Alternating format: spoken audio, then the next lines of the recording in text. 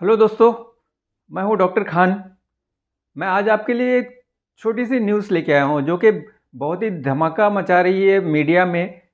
2 दिन से कल हमें पता चला कि एक स्टडी हुई है जो कि अमेरिका में पब्लिश नहीं हुई है, बल्कि अमेरिका में बताई गई है कि ये जो है ना, किसी ने पेपर प्रेजेंट किया है जिसमें ये कहा गया है कि इंटरमिटेंट फास्टिंग है ना, जिसकी वजह से जो लोग इंटरमिटेंट फास्टिंग करते हैं उनको 91% ज़्यादा चांस है कार्डियक यानी हार्ट अटैक होने का। कार्डियोवास्कुलर डिसीजेस की वजह से उनकी डेथ होने का चांस 91% ज़्यादा है दोस्तों। ये ऐसा स्टडी उन लोगों ने बताया कि ऐसी स्टडी कोई हुई है और किसी ने ये पेपर प्रेजेंट किया है। तो मीडिया ने इसको जो है ना बहुत कुछ फैला दिया और उसके बाद में आज इंडियन न्यूज़पेपर्स में भी, इंडियन मीडिया में भी जो है ये बात पब्लिश हो गई कि भाई ऐसा ऐसा होता है।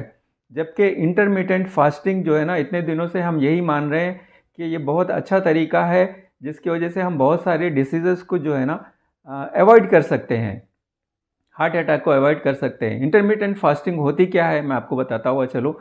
इंटरमिटेंट फास्टिंग ये होती है कि भाई हम 24 घंटे में 8 घंटा खाते हैं और 16 घंटा नहीं खाते हैं, या ये थोड़ा ड्यूरेशन जो है ना कम ज़्यादा भी हो सकता है, तो इसी को इंटरमिटेंट फास्टिंग कहा जाता है। तो ऐसी कोई स्टडी जो है ना यहाँ पे शंघाई यूनिवर्सिटी के लोगों ने किया, और किसके ऊपर किया?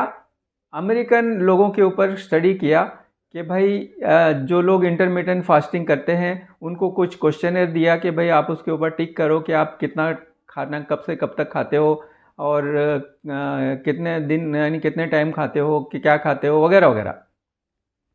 तो ये स्टडी उन लोगों ने ऐसा एक इंटरव्यू के तौर पे उनसे पूछ लिया और कितने दिन का डाटा मांगा उनसे?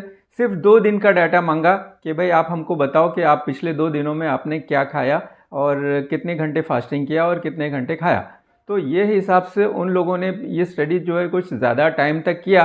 उस बीच बीच में यानी लोगों से पूछते गए, तो इसका ड्यूरेशन तो बहुत ज़्यादा है।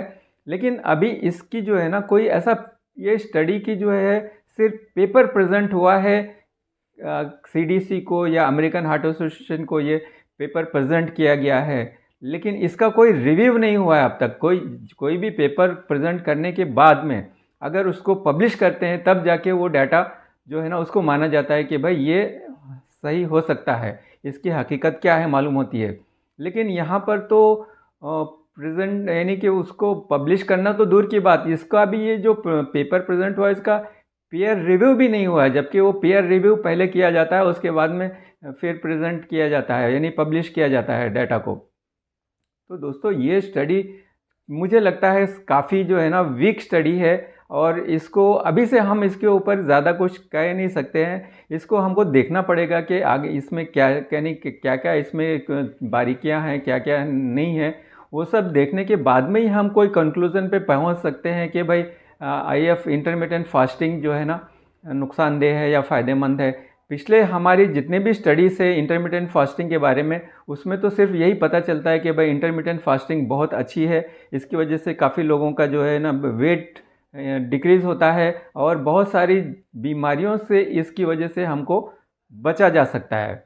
तो अभी तक जो चलता आया था इसको, ये जो अभी जो पेपर प्रेजेंट किया है इसमें इस यानी चीज़ का जो है ना बिल्कुल अलग दिखाई देता है। तो हम इसको दोस्तों ऐसा तो यानी मान नहीं लेंगे कि भाई 91% लोग कैसे जो है ना इंटरमिटेंट फास्टिंग की वजह से जो है ना यानी उनको चांस हो सकता है कि वो जल्दी मर जाएं। तो ऐसा होना बहुत ही रेयर है। और ये जो स्टडी करी गई है दोस्तों 20,000 लोगों पे करी गई है, और ओवर द टाइम सिर्फ उनको एक क्वेश्चनर दे दिया गया कि भाई आप टिक करो कि कब खाते थे कब नहीं खाते थे, वगैरह वगैरह।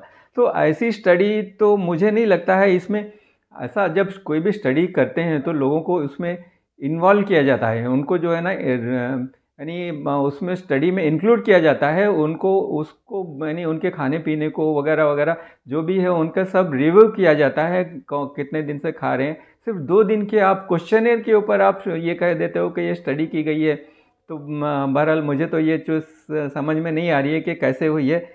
इसको हम इतनी जल्दी हमको नहीं डरने की ज़रूरत नहीं है स्टडी को लेके दोस्तों। और इसको देखेंगे हम आगे और क्या हो सकता है इसके बारे में। फिर उसके बाद में ही जैसे जैसे कोई दूसरा रिज़ल्ट आएगा मैं आपको बताऊंगा दोस्तों।